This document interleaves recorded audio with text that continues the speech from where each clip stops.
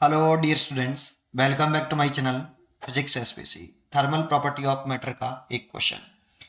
100 gram ice at 0 degree Celsius is mixed with 20 gram steam at 100 degree Celsius, assuming no heat loss to the surrounding. The final temperature of the mixture is. चार choice रखी है। देखो, इस question को करने के लिए कुछ जानकारी होनी चाहिए। तो पहले मैं बता रहा हूँ, अगर आपको जानकारी पूरी है, आपको आता है, उसके केवल क्वेश्चन का सोल्यूशन देखना है, तो आप आगे बढ़ाकर वीडियो को देख सकते हैं। ठीक है, चलो शुरू करता हूँ।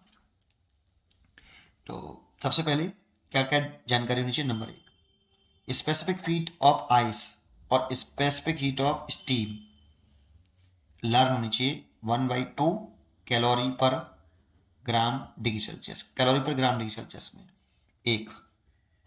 दूसरा, specific heat of water 1 calorie per gram degree Celsius. तीसरी, latent heat of ice of fusion, latent heat of ice of fusion, ये याद होना चाहिए, 80 कैलोरी पर ग्राम। और latent heat of water vaporisation, latent heat of vaporisation of water, ये हमें याद होना चाहिए, 540 कैलोरी पर ग्राम। एक तो ये डाटा हमें लर्न होना चाहिए बेटा। कभी किसी क्वेश्चन में दे रखा होता है, कभी क्वेश्चन में गिवन नहीं होता, जैसे इस क्वेश्चन में गिवन नहीं है। दूसरा, जब state that means phase change हो, तो किसी भी टेम्परेचर पर फेज चेंज नहीं होता बेटा। ऐसा नहीं किसी भी चेंज पर, स्टेट पर आप सॉलिड लिक्विड में बदल जाएगा, एवरी टेम्परेचर पर नहीं होता। किस पर होता है? दो पॉइंट ऑफ होता है, या तो मेल्टिंग पॉइंट पर होता है या आपका बॉइलिंग पॉइंट पर होता है। मेल्टिंग पॉइंट या फ्रीजिंग पॉइंट कह सकते हो, या फिर बॉइलिंग पॉइंट पर ही स्टेट चेंज होता है, हर टेम्परेचर पर नहीं होता। जैसे अगर मेरे को स्टेट है मेरी सॉलिड, उसे मेरे को लिक्विड में कन्वर्ट करना है, तो जब सॉलिड से लिक्विड में कन्वर्ट हो रहे होंगे, तो वो एवरी टेम्परेचर पर नहीं होगा बेटा। किस पर होगा? मेल्टिंग पॉइंट पर होगा, मेल्टिंग पॉइंट पर। दैट मीन्स टेम्परेचर कांस्टेंट पर होगा। और आइस के लिए जो मेल्टिंग पॉइंट होता है, जैसे मेल्टिंग पॉइंट लिखें आइस का, तो ये 0 डिग्री सेल्सियस होता है। तो इस कांस्टेंट टेम्परेचर पर होता है ना प्रोसेस, ये मेल्टिंग प्रोसेस कांस्टेंट टेम्परेचर पर होती है। ये तो ये कांस्टेंट टेम्परेचर पर होगा 0 डिग्री सेल्सियस पर, आइस अगर है तो, है ना। और इस वाली कंडीशन में ये हीट एनर्जी एब्जॉर्ब करेगी। कौन? सॉलिड। सॉलिड हीट एनर्जी लेगी। अगर सॉलिड एनर्जी लेगी तो कितना हीट एनर्जी चाहिए उसे एब्जॉर्ब करेगी? मास into latent heat of fusion लिखेंगे। और लिक्विड जब सॉलिड में कन्वर्ट होता है, तो ये फ्रीजिंग पॉइंट पर होता है। फ्रीजिंग पॉइंट भी आइस का 0 डिग्री सेल्सियस होता है। वाटर का, वाटर का फ्रीजिंग पॉइंट कितना? वाटर है, उसका फ्रीजिंग पॉइंट कितना, टेम्परेचर कितना? 0 डिग्री सेल्सियस। ये फ्रीजिंग पॉइंट है, तो फ्रीजिंग पॉइंट पर होता है ये। और ये भी 0 डिग्री सेल्सियस ही होता है। तो इस वाली कंडीशन जब लिक्विड आइस में बदलेगा, तो लिक्विड हीट एनर्जी रिलीज करेगा। ये रिलीज करता है m into latent heat of fusion, ये है ना। चलिए, एक कंडीशन ये हो गई। दूसरी कंडीशन, अगर लिक्विड वेपर में स्टीम में कन्वर्ट हो रहा है, जब स्टीम में कन्वर्ट होता है ना, तो ये भी कांस्टेंट पॉइंट पर होता है, बॉइलिंग पॉइंट पर। कांस्टेंट टेम्परेचर पर होता है बॉइलिंग पॉइंट पर। इसमें भी टेम्परेचर कांस्टेंट रहता है, कांस्टेंट लिखें, क्योंकि हर एक लिक्विड का बॉइलिंग पॉइंट एक नहीं होता, लेकिन होता बॉइलिंग पॉइंट पर ही, कांस्टेंट टेम्परेचर पर है। जैसे इन केस ऑफ वाटर, जो बॉइलिंग पॉइंट होता है वाटर का, बॉइलिंग पॉइंट ये कांस्टेंट टेम्परेचर पर होता है, T 100 डिग्री सेल्सियस।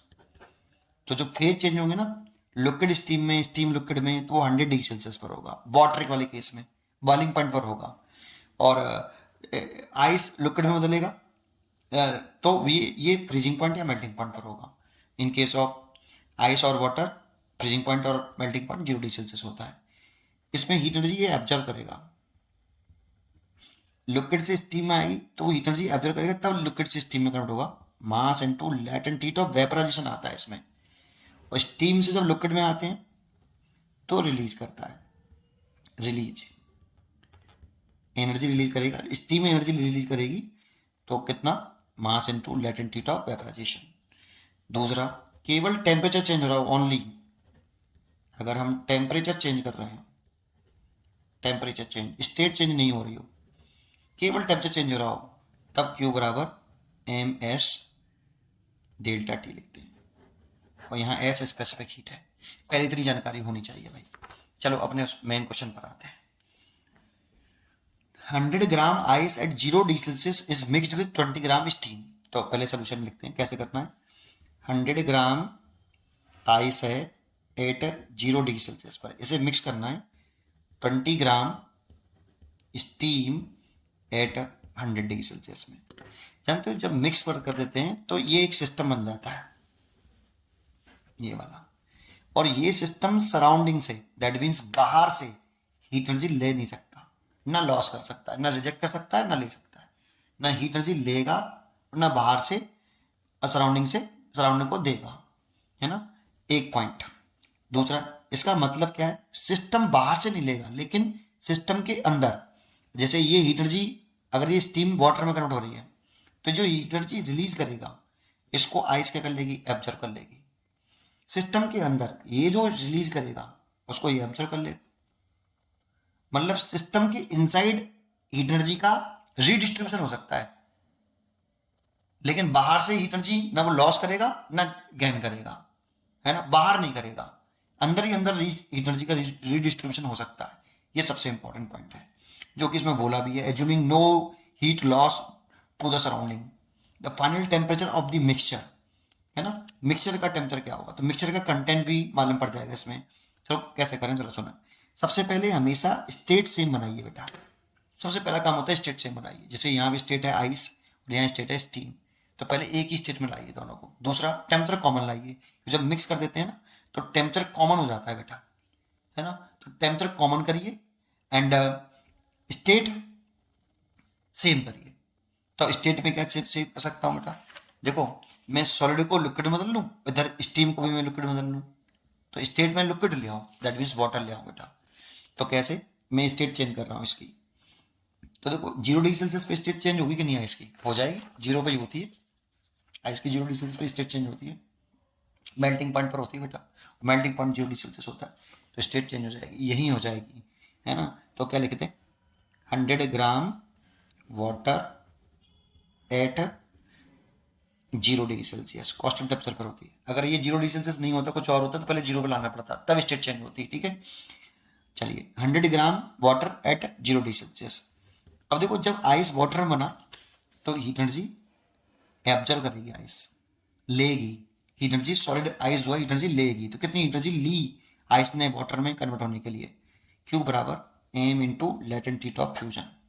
तो एम कितना है, 100 है, और latent heat of fusion water का आइस का 80 होता है, तो ये 8000 कैलोरी इतनी एनर्जी से चाहिए आइस से वाटर बनाने के लिए, 0 डिग्री सेल्सियस बनाने के लिए, ठीक है।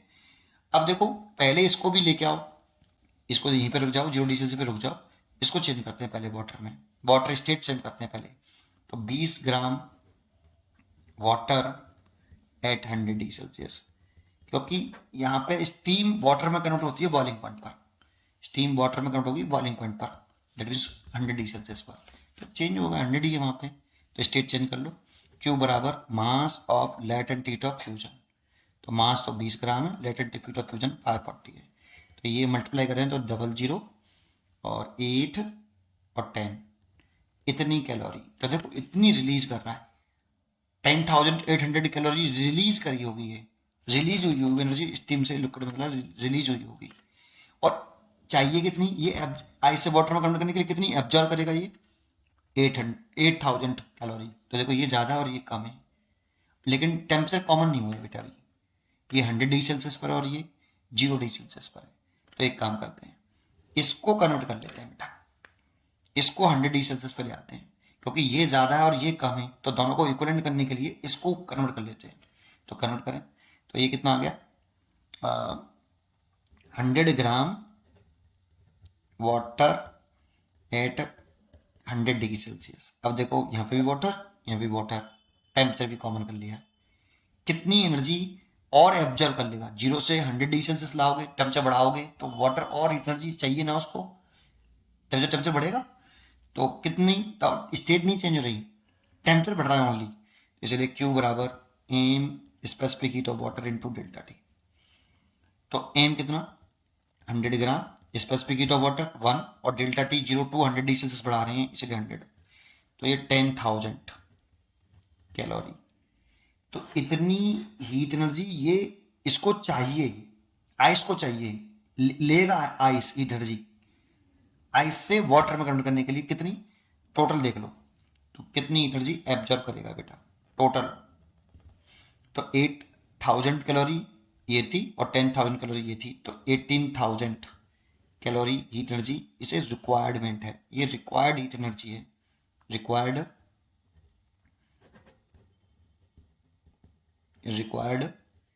Heat energy. आइस को 0 डिग्री सेल्सियस से 100 gram water eight 100 degree Celsius में कन्वर्ट होने के लिए इतनी हीट एनर्जी चाहिए। हीट एनर्जी आइस लेगा, इतनी हीट एनर्जी रिक्वायरमेंट है आइस को कन्वर्ट होने के लिए। इसने कितनी एनर्जी रिलीज करी, देखो अब सेम टेम्परेचर पर आ गए, तो इसने कितनी एनर्जी रिलीज करी, रिलीज्ड हीट एनर्जी इसने करी है 10,800 कैलोरी इतनी। दैट मीन्स अवेलेबल हीट इतनी है, क्योंकि बाहर से तो ले नहीं सकता है, इतनी अवेलेबल हीट है, हीट एनर्जी इसने रिलीज कर दी इतनी, तो हमारे पास इतनी है और आइस को कन्वर्ट होने के लिए वाटर में इतनी चाहिए। तो देखो ये कम है इससे, लेकिन ये कंफर्म है कि आइस वाटर में कंप्लीटली कन्वर्ट हो गया होगा, क्योंकि आइस को वाटर में कन्वर्ट होने के लिए केवल 8,000 कैलोरी चाहिए और ये हमारे पास है कितनी अवेलेबल, 10,800 कैलोरी इतनी रिलीज हुई है। तो ये तो पक्का है कि वो किस में कन्वर्ट हो गया होगा, वाटर में तो कंप्लीटली कन्वर्ट हो गया होगा। लेकिन टेम्परेचर 100 डिग्री सेल्सियस नहीं होगा, क्योंकि 100 होने के लिए उसे 10,000 डिग्री कैलोरी और एब्जॉर्ब करनी पड़ेगी। तो बेटा ये ज़्यादा हो गई और रिलीज है इतनी हमारे पास अवेलेबल नहीं है, ये ज़्यादा हो गई। बाहर से तो ले नहीं सकते बेटा हम, यहीं से इसको, इससे ये जो रिलीज कर रहा है वो इसको दे देंगे। तो मतलब मेरे को कितनी एनर्जी की और रिक्वायरमेंट है बेटा, तो घटा के निकालेंगे। मेरे पास पहले क्या हो गया, एक सिस्टम बन गया, एक मिक्सचर बन गया, ये भी वाटर है और ये भी वाटर है। तो 100 gram water 100 degree Celsius, 20 gram water 100 degree Celsius, तो 120 ग्राम वाटर हो गया मेरे पास, ये 100 डिग्री सेल्सियस पर है। लेकिन ऐसा कंप्लीटली हो नहीं पाया बेटा, ऐसा होने के लिए कितनी एनर्जी रिलीज होनी चाहिए थी, 18,000 कैलोरी रिलीज हो जाती तो ऐसा हो जाता, लेकिन कितनी कम पड़ गई बेटा।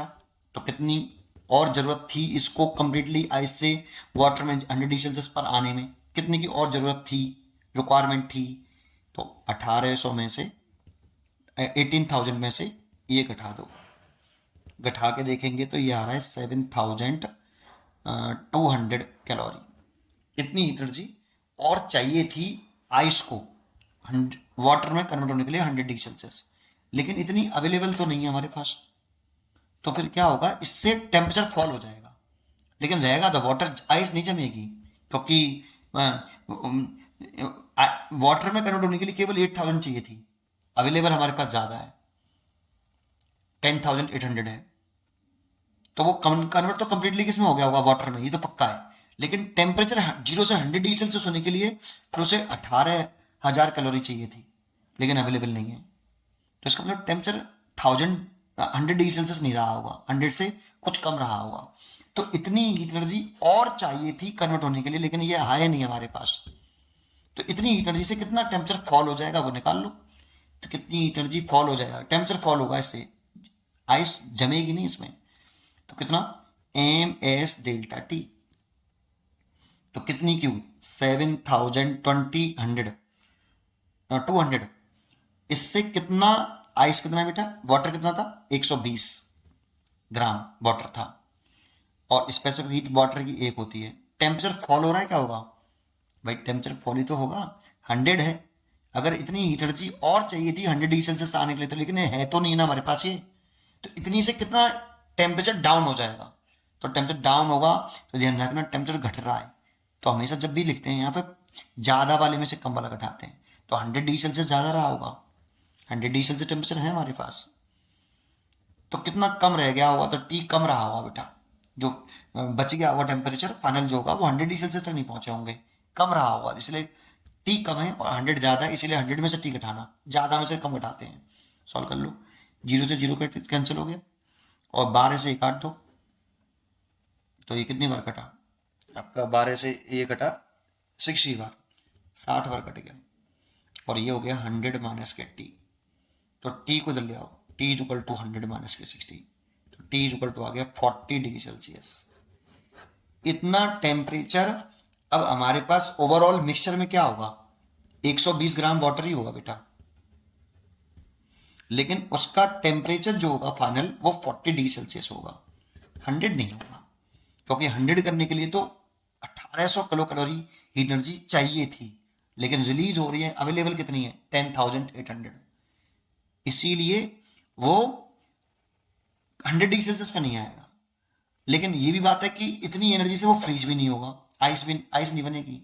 रीजन, क्योंकि 10,800 अवेलेबल थी और आइस बनने के लिए फ्रीज होने के लिए उसे वाटर में बनने के लिए उसे केवल 8,000 चाहिए था, आइस को वाटर में कन्वर्ट होने के लिए केवल 8,000 चाहिए था, है ना, और ये तो ज्यादा है ना बेटा, इससे तो ज्यादा ही है, इसीलिए वो रहेगा तो वाटर ही, लेकिन टेम्परेचर 100 होने के लिए इतनी चाहिए थी, इतनी अवेलेबल नहीं है, तो फिर इसे टेम्परेचर फॉल हो जाएगा, तो टेम्परेचर फॉल हो गया, 40 डिग्री सेल्सियस रह गया। उम्मीद करता हूँ कि आपको ये जरूर समझ में आया होगा, बी चॉइस इज करेक्ट। पढ़ते रहिए और खुश रहिए, थैंक यू।